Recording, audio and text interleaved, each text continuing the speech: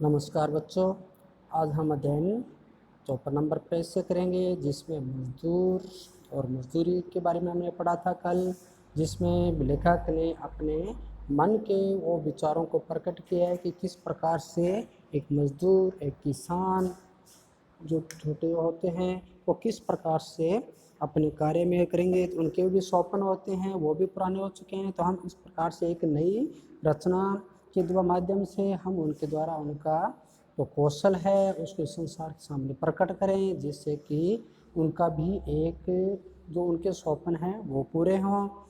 यानी कि जो पुराना जो तरीका जो मतलब बदल चुका है, क्यों ना हम इस प्रकार के ऐसे नए घोड़े दौड़ाएं जो उनके भी स्वप्न को पूरा करें। अनेक प्रकार के ऐसे नए कार्य हों, जो मजदूरों की जो मजदूरी हो उसको यथार्थ पूजा के रूप में ली जाए, जिससे उनको उनका हक मिले, उनकी वृद्धि हो, उन्हें भी उनके अंदर भी एक नया उत्साह जगे, जिससे कि वो आगे से आगे बढ़कर एक नए कार्य करे, एक नया काम करे, मशीनों के पैर के नीचे दबकर कहीं उनका विनाश न हो जाए। तो लेखक यहाँ चिंतित मन से और उनके जो मजदूर जो मतलब वास्तविक जो मतलब प्रशंसा के पात्र होते हैं, या वास्तविक जिस चीज़ की ज़रूरत होती है, तो क्यों ना हम उन्हें दें, जिससे कि उनका भी हर तरह से उनका जीवन मतलब आगे बढ़े, उनको भी उसमें मिले। जिनके हाथ में कुल्हाड़ी, सिर पर टोकरी, नंगे सिर नंगे पाँव, धूल से लिपटे हुए, कीचड़ में रंगे हुए, तो बिल्कुल बेजुबान होकर मतलब कुछ भी नहीं बोलते हैं, मूक रहकर किस तरह से वो आगे से आगे बढ़ते जाते हैं। तो क्यों ना हम उनके गाथा का अद्भुत गान कर उनके एक ध्रुव और मल्हार के रूप में आगे बढ़ाएं, जिससे कि उनकी यथार्थ की पूजा हो।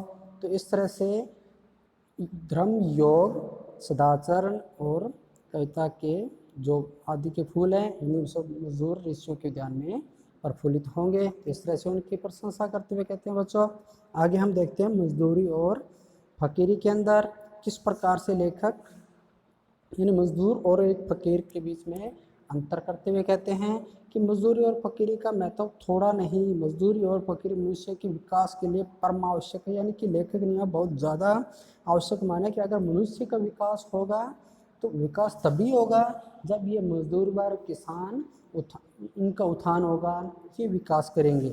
तो इस तरह कहते हैं बिना मजदूरी के फकीरी का उच्च भाव शिथिल हो जाता है। अगर इनको कुछ नहीं दिया जाए तो इनका जो भाव है वो एकदम शिथिल हो जाएगा, कोई इनकी उपयोगिता को नहीं समझेगा।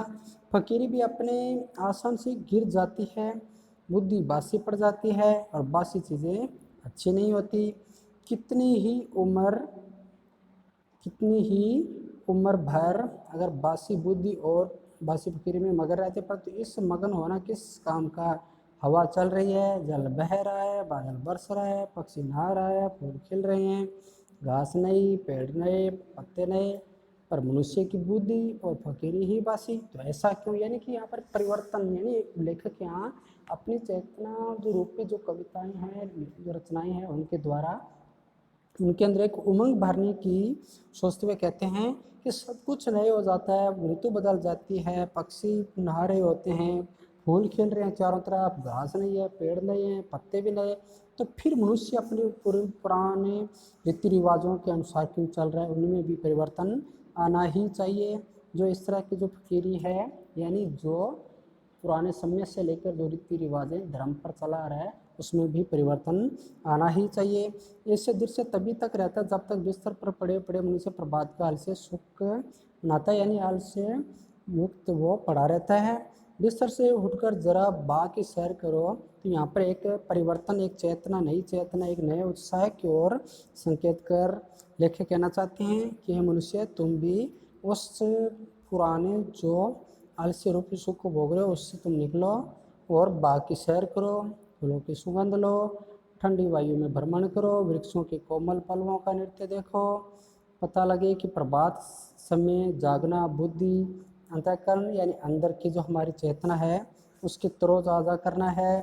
बिस्तर पर पड़े रहना उन्हें बासी कर देना है। निकब में बैठे हुए चिंतन करते रहना अथवा बिना काम के सुविचार का दावा करना, मानो सोते सोते खराटे मारना है। तो यानी कि इस तरह से लेखक जो मनुष्य की जो मान पुरानी आदतें हैं या पुराने समय की जो उसकी आदतें हैं जो उसको आगे नहीं बढ़ने दे रही, उनको नहीं बढ़ने दे रही आगे, इस प्रकार से उनकी इस तरह से उनको त्यागने की बात कर रहे हैं कि क्यों ना तुम ऐसे खराटे मारते कब तक सोते रहोगे, तुम आगे बढ़ो। जब तक जीवन के अरण्य में, अरण्य मतलब जंगल, जीवन रूपी जो हमारा जंगल है, वन है, उसके अंदर जैसे पादरी, मौलवी, पंडित, साधु सन्यासी, तो आप जानते ही हो, तो पादरी होते हैं जो गिरजाघर के अंदर, चर्च के अंदर होते हैं, मौलवी मस्जिद के अंदर, और पंडित और साधु सन्यासी होते हैं, ये मंदिरों के अंदर पूजा पाठ करते हैं, मठ के अंदर रहकर अपनी मतलब तप ध्यान लगाते हैं।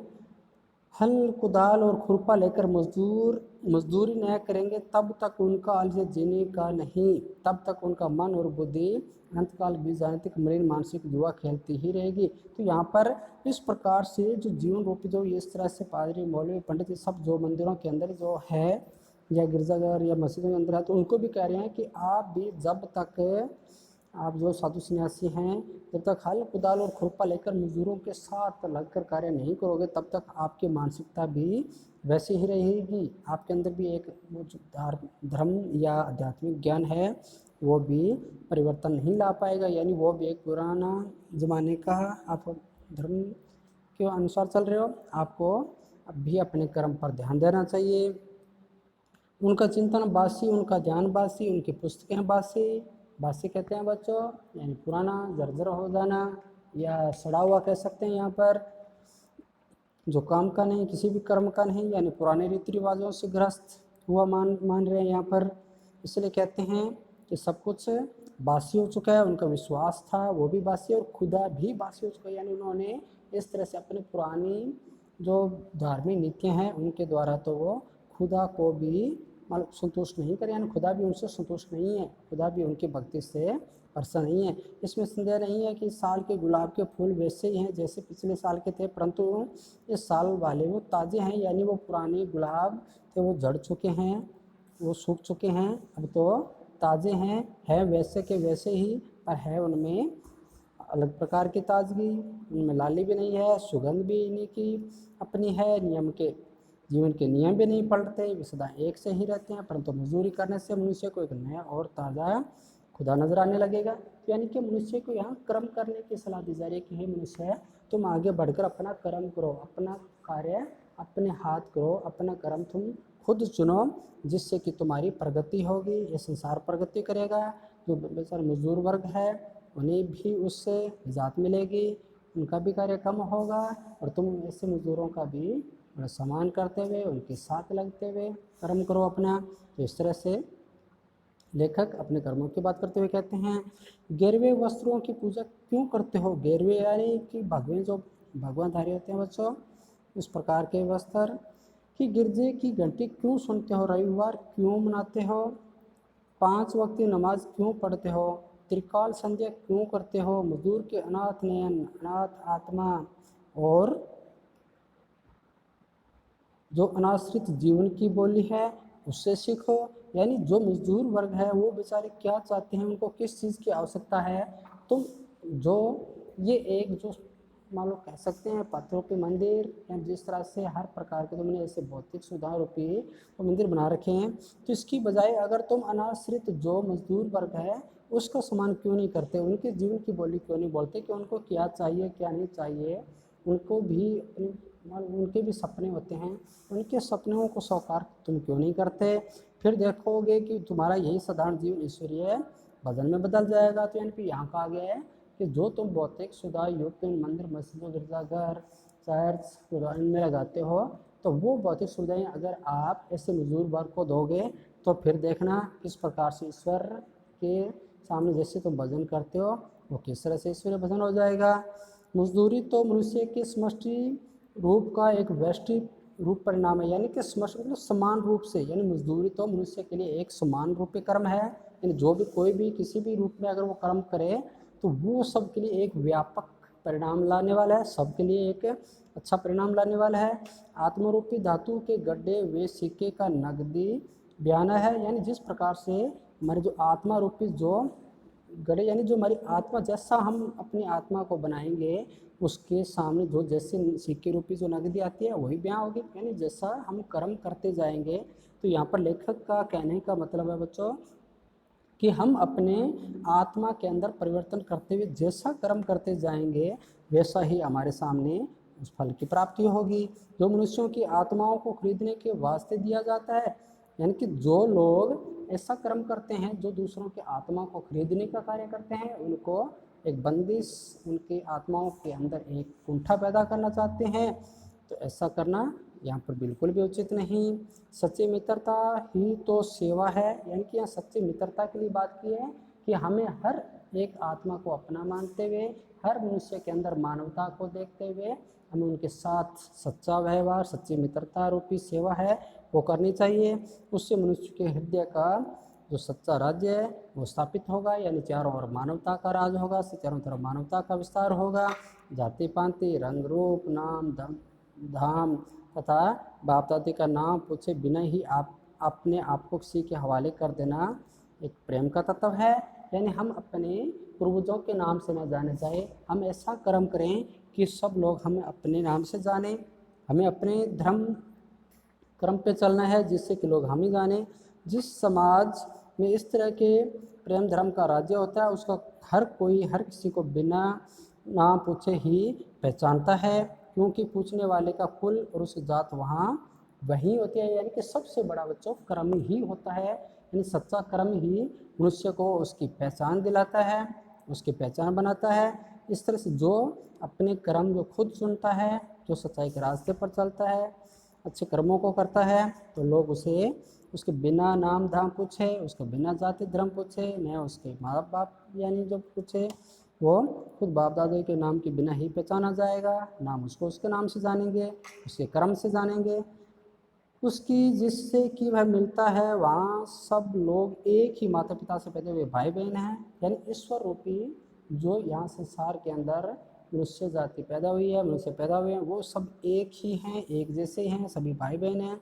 अपने ही भाई बहनों के माता पिता का नाम पूछना क्या पागलपन से कम समझा जा सकता है? यानी कि ईश्वर ने हम सबको एक जैसा इस संसार के अंदर भेजा है और फिर हम यहाँ आकर उसको किस तरह से बांट लेते हैं, किस तरह से एक दूसरे का नाम पूछ रहे हैं, किस तरह से एक दूसरे को जानने की कोशिश करें, तो कितना पागलपन है। यह सारा संसार एक कुटुंबता है, यानी एक परिवार है।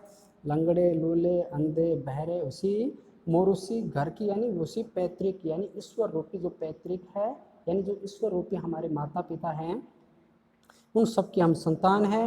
एक ही इस जो नीली छतरी है, इस नीले छत वाले यानी ईश्वर रूपी जो हमारा परिवार है, घर है, इसके नीचे हम एक छत के नीचे रहते हैं, जिसकी छत के नीचे बलवान भी है, निरोग भी है, रूपवान भी है, सभी एक हम परिवार के सदस्य के रूप में रहते हैं।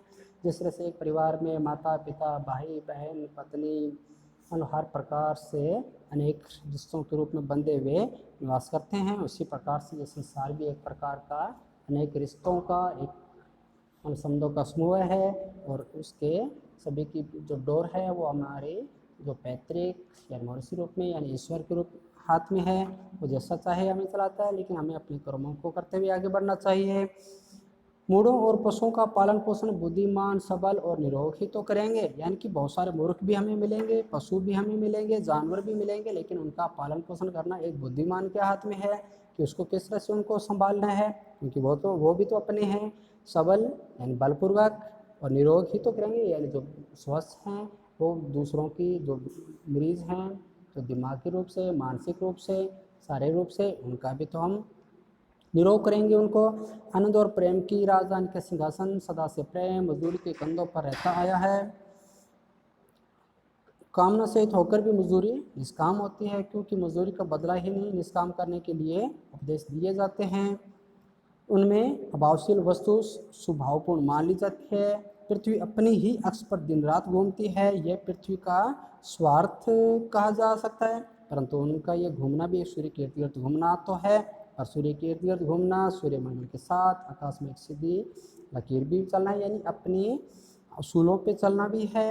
हमें इन सबको संभालते हुए अपने असूलों के अनुसार चलते हुए हमें संसार में आगे बढ़ना है। तो इस तरह से बच्चों लेखक हर तरह से सूर्य या पृथ्वी का उदाहरण देते हुए कहते हैं कि ये भी अपने मतलब चल तो लकीर के फ़कीर है, लेकिन वो एक नया परिवर्तन लाने के लिए अपना जो उसका कर्तव्य है उसको पूर्ण करने के लिए उसको जीवन भर चलते ही रहना है। उसको आध्यात्मिक जो सूर्यमंडल है उसकी भी उसके चाल पे चलना ही है। अन्यथा यह चाल जीवन का परमार्थ है, यानी दूसरों के परोपकार के लिए वैसा कर रही है। स्वार्थ यहाँ भी अभाव है। जब स्वार्थ कोई वस्तु नहीं तब तक निष्काम और कामनापूर्ण कर्म करना दोनों हो एक ही बात होती है। यानी कि कोई भी हमारा कर्म हो अगर हम स्वार्थवश कर रहे हैं वो उसका परिणाम भी वैसा ही प्राप्त होगा। अगर उसी कर्म को हम अगर परोपकार के रूप में परस्वार्थ के रूप में करते हैं तो हमारे लिए एक पुण्य कर्म हो जाता है बच्चों। मजदूरी करना जीवन यात्रा का आध्यात्मिक नियम है। तो मजदूरी करना यानी कर्म करना, कठोर परिश्रम करने की बात हो रही है यहाँ पर। जॉन ऑफ आर्क की फकीरी और भेड़ें चराना, टॉल्स्टॉय का त्याग, जूते गांठना, उमर ख्याब का प्रसन्नतापूर्वक तंबू सीते फिरना, खलीफा उमर का अपने रंग महलों में चटाई आदि बुनना। तो ये सारे एक ब्रह्म ज्ञानी कबीर के द्वारा, रैदास का शूद्र होना, गुरु नानक, भगवान श्री कृष्ण का मूक पशुओं को लाठी लेकर हाँकना सच्ची फकीरी का ही एक अनमोल भूषण है। यानी कि जो इस संसार के अंदर अवतारित पुरुष हुए थे उन्होंने भी तो इस संसार में अपने अनेक प्रकार के ऐसे छोटे बड़े कार्यों को करते हुए अपना जीवन यापन किया था, जिसमें अनेक प्रकार से खलीफा उमर का जिस तरह से रंग महलों में चटाई बनाना था, और जो उमर ख्याब जो आज महापुरुष के रूप में प्रसिद्ध हैं उन्होंने भी अपना तंबू सीते थे। टॉल्स्टॉय थे उनको त्याग देखो, जूते गांठते थे वो। और जो जॉन ऑफ आर्क की जो मगर अगर फकीरी देखो वो भेड़ें चराते थे। यानी कि यहाँ पर हम छोटे बड़े यानी कि किसी का भी कर्म छोटा बड़ा नहीं होता, उसकी महानता ही उसके जो गुण होते हैं उसके जो कर्म होता है वही उसकी पहचान होती है, वही उसको सबसे बड़ी कराती है बच्चों। अतः लेखक बताता है कि मजदूरी और फकीरी मनुष्य के विकास के लिए बहुत ज़रूरी है। बिना मजदूरी के फकीरी नहीं आ सकती। सच्ची मित्रता ही एक सेवा भाव है, सच्ची फकीरी ही अनमोल भूषण है, सच्चा कर्म ही हमारा सबसे बड़ा आभूषण है। श्रम में एक नए ईश्वर के दर्शन होते हैं। अतः हमें इस संसार के अंदर जो हमारे एक परिवार के रूप में एक प्रमुख रूप में है हमें इसको साथ लेते हुए हमें सदकर्म करते हुए हमेशा आगे बढ़ना चाहिए। इसी से हमारा नाम रोशन होगा। तो बच्चों आपको समझ में आया होगा अध्याय। इसमें आप किस प्रकार से लेखक हमें परस्वार्थ करते हुए संसार में अपना नाम रोशन के लिए कह रहे हैं, और मजदूर वर्ग को उनको भी साथ लेकर चलेंगे क्योंकि वो भी हमारे एक परिवार के सदस्य के समान होते हैं बच्चों। तो यहाँ आपको समझ में आया होगा। बहुत अच्छी शिक्षा पर अध्याय था हमारा। आगे हम शब्दार्थ के अंदर देखते हैं जो हमारे अध्ययन के लिए सुलभ होते हैं। निवारण कहते हैं निवृत्ति, छुटकारा यानी उपाय भी कह सकते हैं। देदारियम दर्शन, अलापना यानी बोलना। मौरुषि कहते हैं पैतृक। और इर्द गिर्द की बात की जाए तो आसपास इधर उधर। और मुग्ध का मतलब मोहित। और द्रुप्त और मल्हार की बात की जाए तो एक प्रकार की राग विशेष होती है संगीत की। और गेरवे के रंग की बात की जाए तो जो जोगिया यानी जोगी जो जोगी धारण करते हैं यानी गेरवा भगवा भगवा रंग होता है उसको गेरू रंग कहते हैं बच्चों। तो आज हम इस अध्याय को यहाँ पूर्ण करते हुए अभ्यास प्रश्न के साथ साथ में करते चलेंगे। नॉर्मल से अब हमारे पाठ्यधार पर क्वेश्चन आंसर हैं। लेखक पूर्ण सिंह ने किन व्यक्तियों को साधु कहा है? तो बच्चों यहाँ पर साधु किन को कहा है? शिक्षक व विद्यार्थी को, या जो किसान व भेड़ पालक को, या मजदूरी या व्यापारी को, या छात्र व नेता को? तो यहाँ पर किसको कहा बच्चों? यहाँ पर किसान व जो भेड़ पालक है उनके लिए कहा गया है यहाँ पर। सेकंड नंबर क्वेश्चन, उस पीड़ा हुई तो सबकी आंखें शून्य आकाश को देखने। तो यहाँ लेखन उसे सर्वनाम का प्रयोग किसके लिए किया है? तो यहाँ पर सर्वनाम का प्रयोग जो बीमार भेड़ थी उसके लिए किया है कि उसे पीड़ा हुई थी, यानी कि जो एक भेड़ थी वो बीमार हो चुकी थी और पूरा परिवार इसकी जो सेवा भाव से उसको सेवा के रूप में सही कर रहा था, यानी बीमार भेड़ के लिए कहा गया उसे। और अति लघुतरात्मक प्रश्न ये काफ़ी मोस्ट के रूप में होते हैं बच्चों, इनको आप करोगे क्योंकि पूरे पाठ का सार के रूप में हमें एक एक पंक्ति के अंदर उसको मिल जाता है। ये हमें करना चाहिए बहुत कुछ एक एक जो पंक्ति वाले क्वेश्चन होते हैं उनके अंदर से हमें मिल जाते हैं। तो फर्स्ट क्वेश्चन ग्रुप में, ऐसा काम प्रार्थना, संध्या और नमाज से क्या कम है, लेखक ने किस काम की ओर संकेत किया है। तो ये कथन बच्चों हम देख सकते हैं कि किस प्रकार से वो जो एक विधवा स्त्री थी जो मेहनत करते हुए रात भर जागते हुए, वो भी भूखी प्यासी, और उस प्रेम पूर्वक उस कमीज को जो सिलाई करती है, ये उसके लिए कहा गया बच्चों कि उसके तरफ यानी जो प्रेम पूर्वक श्रम किया गया था उसकी ओर संकेत करते हुए लेखक उसको कहते हैं। सेकंड नंबर क्वेश्चन, लेखक जब अनार के फूल और फल देखता है तो उसे किसकी याद आ जाती है। तो लेखक फूल और फल देखता है तो उसे उस माली की याद आ जाती है जो कठिन परिश्रम करते हुए, खून पसीना एक करते हुए उनको पैदा करता है, उन फूल और फल को उपजाता है। थर्ड नंबर क्वेश्चन, लेखक ने किसान को किसके समान बताया है। तो लेखक ने किसान को ब्रह्म के समान, ब्रह्मा जी के समान बताया। जिस तरह ब्रह्मा जी ने संसार के अंदर जीव उत्पन्न किए हैं और उनके पालन पोषण की भी जिम्मेदारी उनकी होती है, तो इसी प्रकार किसान भी इस संसार में अपनी कठिन मेहनत के द्वारा अन्न उत्पन्न कर कर संसार का पालन पोषण करता है। लघुतरात्मक क्वेश्चन में, लेखक की दृष्टि से मजदूर का भुगतान किस रूप में किया जाना चाहिए। तो ये लगभग 3 या 5 पंक्तियों में आंसर दिया जाता है बच्चों, जिसमें मजदूर क्या क्या कार्य करता है। हमने अभी पढ़ा था कि किस प्रकार से हम मजदूर के मजदूरी के पैसे देकर नहीं बल्कि उसके साथ प्रेम स्नेह के द्वारा हम उसका उपकार चुका सकते हैं, उसकी मेहनत को चुका सकते हैं। तो इस तरह से आप बच्चों करते जाएंगे। लेखक ने किससे बेघर, बेनाम और बेपत्ता कहा है और क्यों। तो बच्चों यहाँ पर बेघर और बेनाम वो होते हैं जो अपनी मेहनत के द्वारा, अपने सुक्रम के द्वारा इस संसार में अपना नाम कमाते हैं, उनका बेघर और बेनाम से वो जाने जाते हैं। इस तरह से हमने पढ़ा था। लेखक को जिल्द साज कब याद आता है और क्यों। लेखक जब भी अपनी पुस्तक देखता है तो उसकी जिल्द याद में आ जाती है, जो उसके पीछे उसकी जो मेहनत होती है वो उसको बांध कर देता है। बड़े सुंदर ढंग से उसने कार्य किया था और मजदूर के बदले भी उसने कुछ भी नहीं दे सका था उसको, तो इसलिए उसे वो हाथ हमेशा उस लेखक को जिल्द साज को जो के रूप में थे वो याद आ जाते हैं। तो आपको आप अध्याय का अक्सर दौरान करेंगे और इसमें देखेंगे। नेक्स्ट क्वेश्चन चलते हैं हम निम्नात्मक क्वेश्चन के रूप में। तो निम्नात्मक क्वेश्चन बच्चों काफ़ी मोस्ट हैं। श्रम के महत्व पर एक संक्षिप्त निबंध लिखिए। तो यानी श्रम जो बच्चों आप अनुच्छेद या निबंध के रूप में पीछे रचना की होगी, श्रम का महत्व, तो ये आप लगभग 1 पृष्ठ के अंदर या हाफ पृष्ठ के अंदर आपका आंसर बनेगा, हाफ से ऊपर ही। तो आप लिखेंगे भी कर्म किस तरह श्रेष्ठ होता है संसार के अंदर, पूरे अध्याय में दिया हुआ है। इसमें से आप कर जो आखिरी जो हमारा पैरा था वो एक तरह से श्रम के ही महत्व का है, तो आप वहाँ से अपना एक संक्षिप्त नोट चुन सकते हैं। सेकंड नंबर क्वेश्चन में, किसान का जीवन त्याग और मेहनत का जीवन, इस कथन पर अपने विचार कीजिए। तो पूरा किसान के अंदर जो हमने पैरा पढ़ा था उसमें पूरा का पूरा किसान के बारे में बता दिया हुआ है। तो आप देख सकते हो कि सर कठिन परिश्रम करता हुआ कितने प्रेम से वो अन्न उपजाता है, सबका पालन पोषण करता है, ईश्वर के ब्रह्मा के समान उसको बताया गया। तो इस तरह से आप पूरा वर्णन कर सकते हैं बच्चों। रही बात भाषा संधि, तो ये ग्रामर से संबंधित होती है और ये काफ़ी मोस्ट हैं आपको एग्जाम की दृष्टि से या आपको जब क्लास टेस्ट लिए जाएंगे उनमें से ऐसे प्रश्न निश्चित ही रूप से पूछे जाएंगे। तो आप इनको अच्छी तरह से लर्न करोगे और अपनी नोटबुक के अंदर नोट भी करेंगे बच्चों व्याकरण के कार्य के रूप में, जिसमें जंगल जंगल, माता पिता, पुष्पोद्यान, हाथ पाँव, आनंदमगन, मंदमंद, आमरण, ब्रह्मावती आदि, ये सब क्या है समासिक पद हैं, यानी समास युक्त पद हैं। इनके समास विग्रह करके समास का नाम लिखिए।